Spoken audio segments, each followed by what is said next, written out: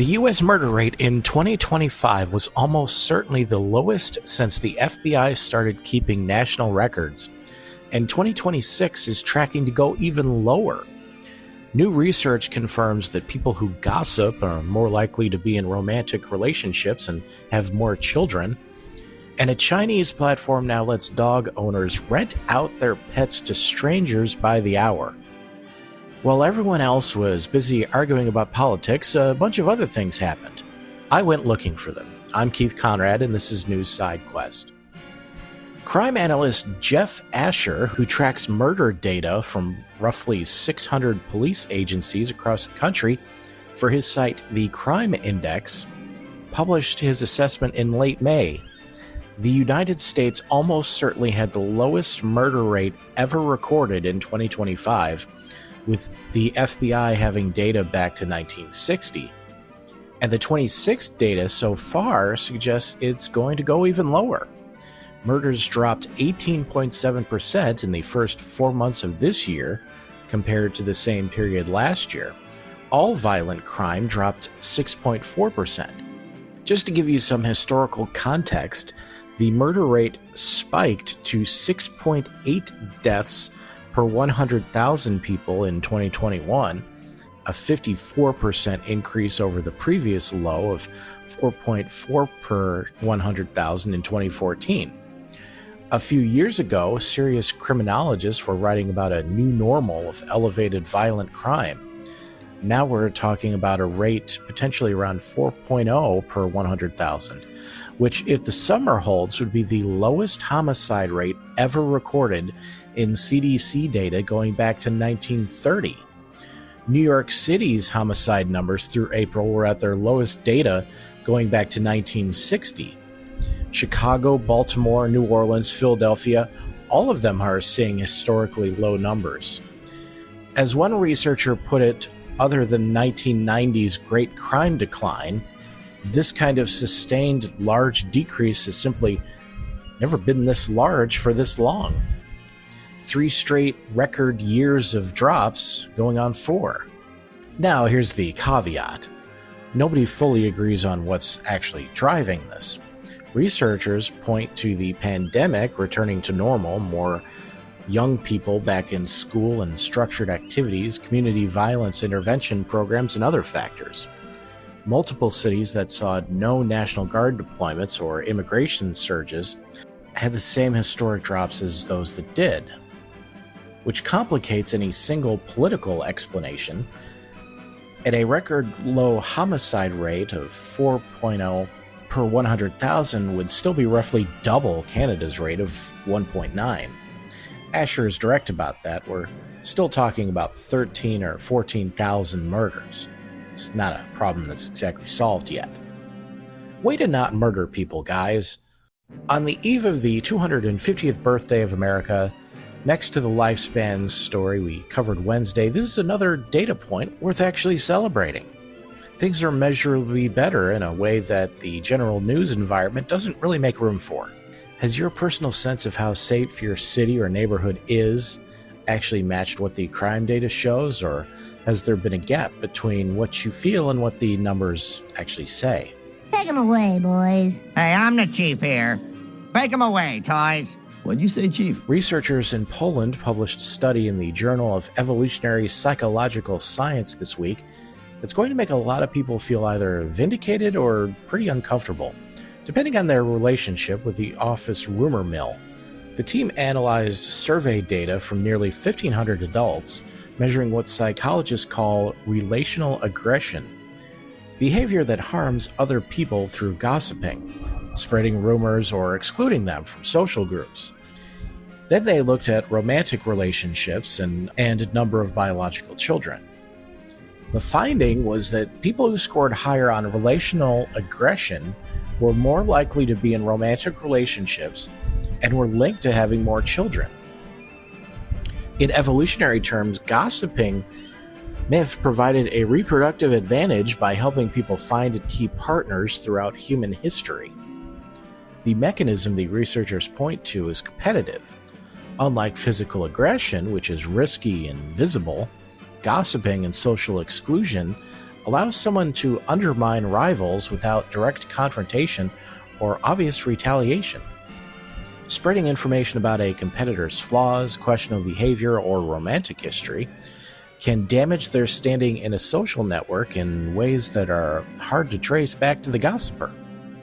Previous research has confirmed that covert aggression of this kind is specifically effective in competition for romantic partners, particularly for women, where research on concerned gossip found that framing negative information as worry rather than malice protects the gossiper's own reputation while still damaging the target's. That's the sweet spot, isn't it?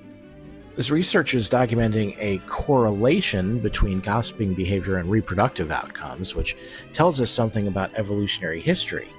It's not saying gossip is harmless or that people most likely to gossip are the most virtuous. It's more like saying that a behavior with obvious social costs also happens to carry a competitive advantage that has apparently been strong enough to persist across human populations. Evolution is not a moral system. Start spilling the tea. What's your real relationship with gossip? Do you participate freely, resist it consciously, or secretly love it while feeling just a little guilty about it? And has it ever served you the way the research suggests that it might? Can't you stop your lips from flapping for 2 little minutes? A Chinese platform called Wangbu, which translates roughly to dog walk, launched in March on Chinese social media and is now operating in Beijing, Shanghai, and Shenzhen.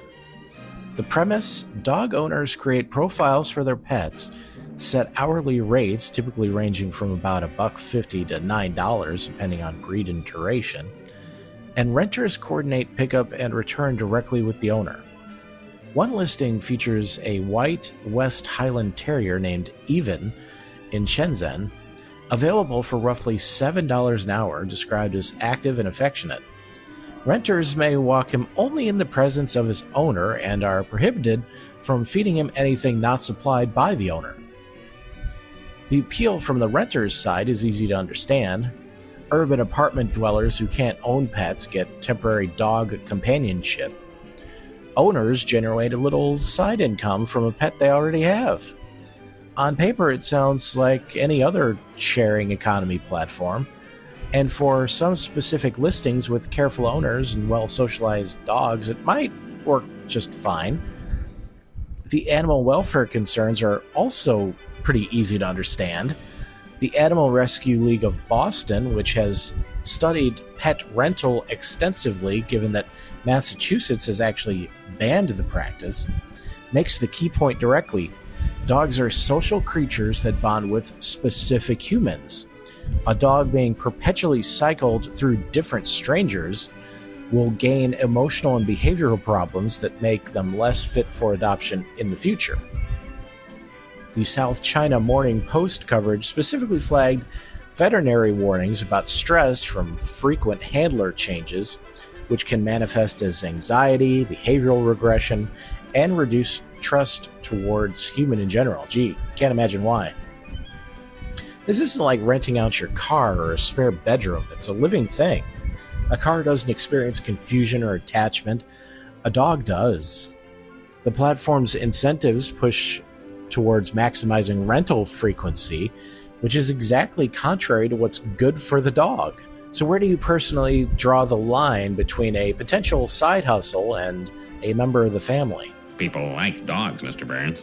Nonsense. Dogs are idiots. Think about it, Smithers. If I came into your house and started sniffing at your crotch and slobbering all over your face, what would you say?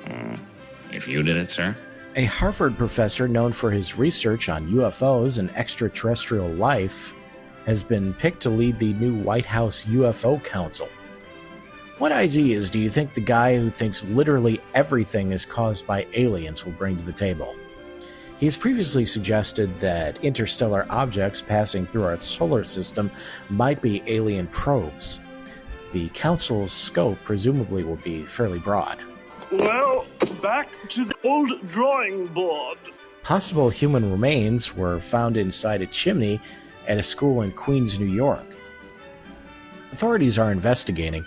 Phoebe Cates from Gremlins was unavailable for comment, which is for the uninitiated, a reference to her character's memorable Christmas story in that film that I will not spoil further for those who haven't seen it. I understood that reference. A new study finds that 2-month-old babies are already getting regular screen time, despite the American Academy of Pediatrics recommending 0 screen time for children under 2. They have to check their email just in case they hear back about that job they applied for. The screen time and infant development research we've covered all year makes this one genuinely concerning rather than just funny. Who are you texting 50 times a day? IDK, my BFF Joe. A woman in Florida denied owning cocaine found during a search, specifically citing the anatomical location where it was discovered as evidence that it wasn't hers. Technically, that cocaine could have belonged to anyone. The sheriff's department was apparently not persuaded by this argument. So he says rectum damn near killed him. That's it for new side quests. 3 questions for your consideration. Whether your personal sense of safety has matched the actual crime data in your area, your honest relationship with gossip and whether it's ever served you, and where you draw the line on commodifying your animals. Email me at newsidequest@gmail.com or slide into the Substack comments. See you tomorrow.